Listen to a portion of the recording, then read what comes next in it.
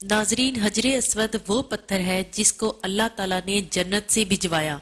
और नबी करीम सल्लल्लाहु अलैहि वसल्लम ने इस पत्थर को खाना काबा की दीवार में नस्ब कर दिया और फिर कयामत तक हर आने वाले मुसलमानों पर ये लाजिम कर दिया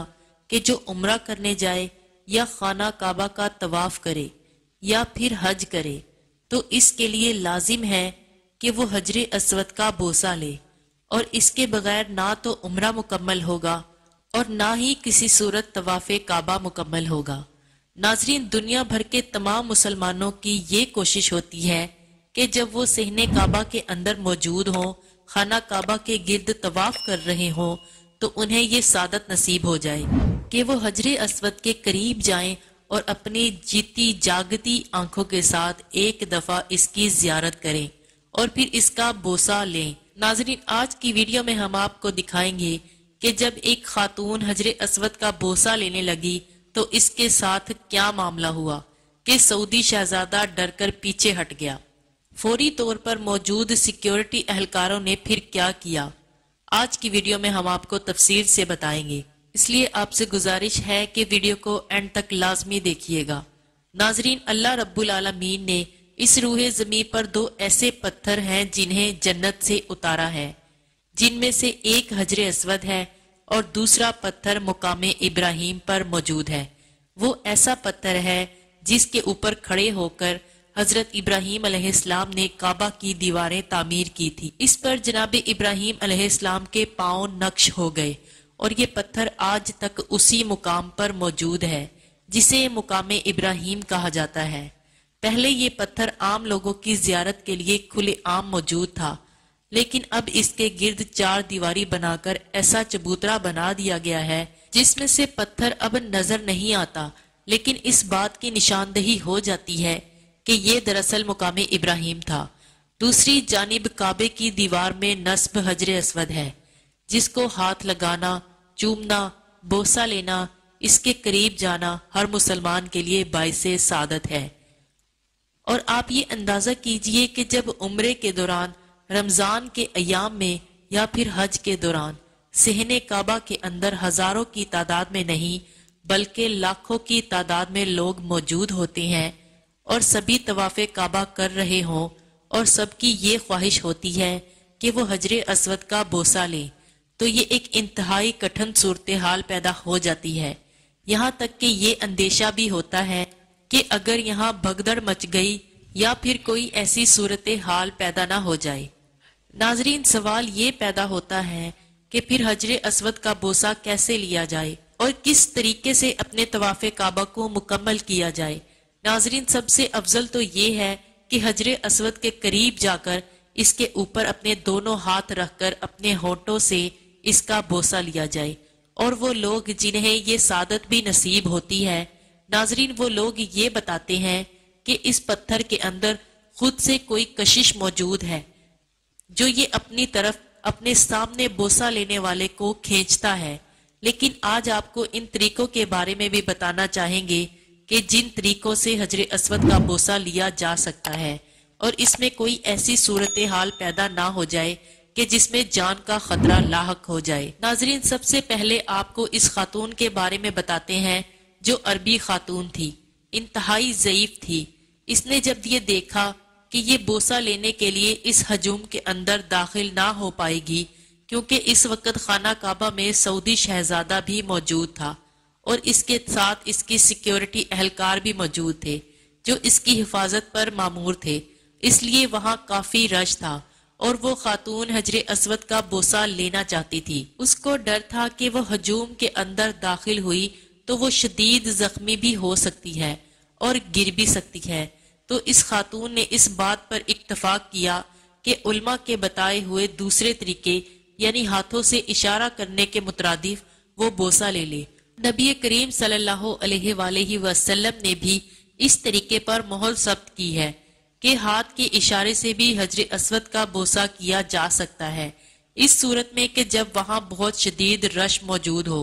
लोगों का बड़ा हजूम हो। इस खातून ने भी इस अमल पर चलने के लिए हाथ को तब बुलंद किया जब सऊदी शहजादा हजरे अस्वद के करीब मौजूद था, یہ خاتون چونکہ اس وقت حجر اسود کے قریب بھی تھی اور اس کے ہاتھ میں چھڑی بھی موجود تھی، لوگوں نے یہ سمجھا کہ شاید یہ وہاں موجود سعودی شہزادہ پر حملہ کرنا چاہتی ہے،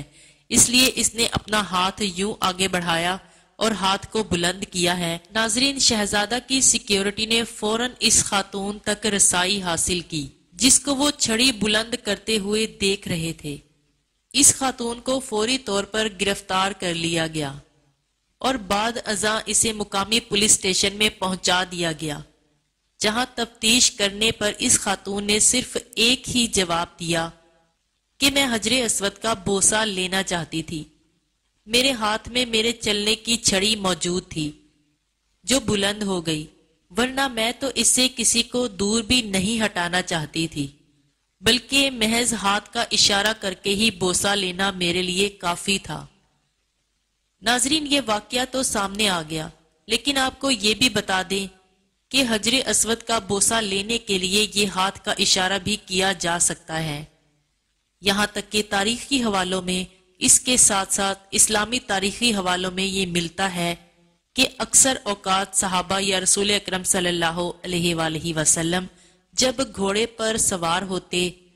تو اس صورت میں بھی حجر اسود کے قریب جانے کی وجہ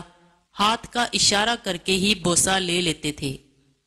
علماء بھی یہ بتاتے ہیں کہ ہاتھ کو بلند کیا جائے، اس صورت میں بھی کہ دائیں ہاتھ کو بلند کیا جائے اور حجر اسود کے عین سامنے آ کر اس کی جانب اشارہ کر دیا جائے، تو یہ یوں ہی تصور کیا جائے گا جیسے حجر اسود کا بوسہ لیا جا رہا ہے۔ ناظرین، یہ ایسا جنتی پتھر ہے کہ روز محشر اللہ رب العالمین کے سامنے اپنا بوسہ لینے والوں کے لیے کھڑا ہو جائے گا اور گزارش کرے گا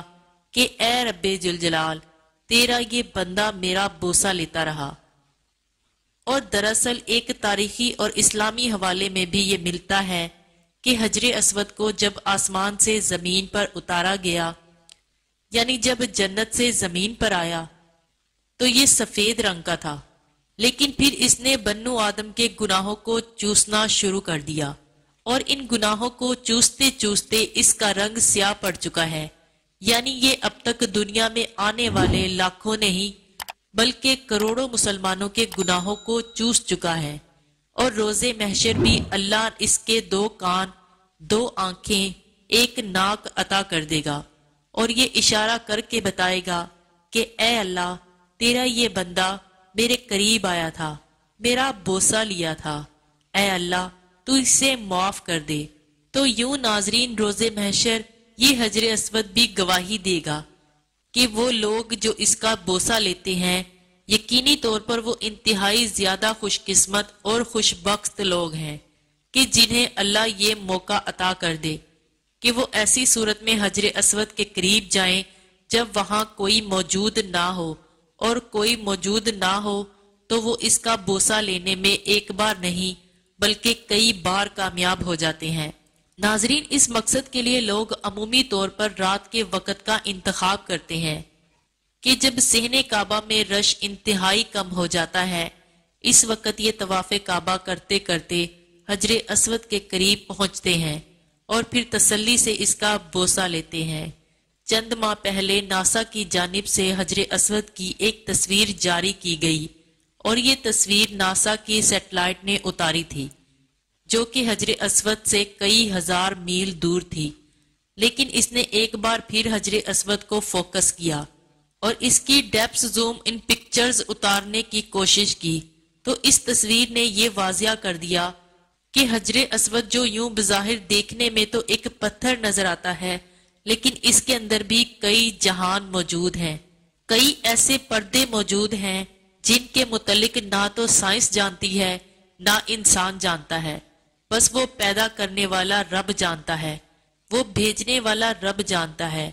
اور وہ رب جس نے اس حجر اسود کو انسان کو عطا کیا اور جو خانہ کعبہ کی دیوار میں موجود ہے،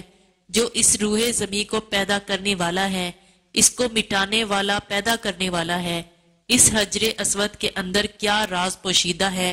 یہ صرف اللہ اور اس کا حبیب صلی اللہ علیہ وآلہ وسلم جانتے ہیں۔ ناظرین، ہم امید کرتے ہیں کہ آپ کو ہماری آج کی ویڈیو پسند آئی ہوگی۔ ویڈیو کو لائک اور شیئر ضرور کیجیے گا۔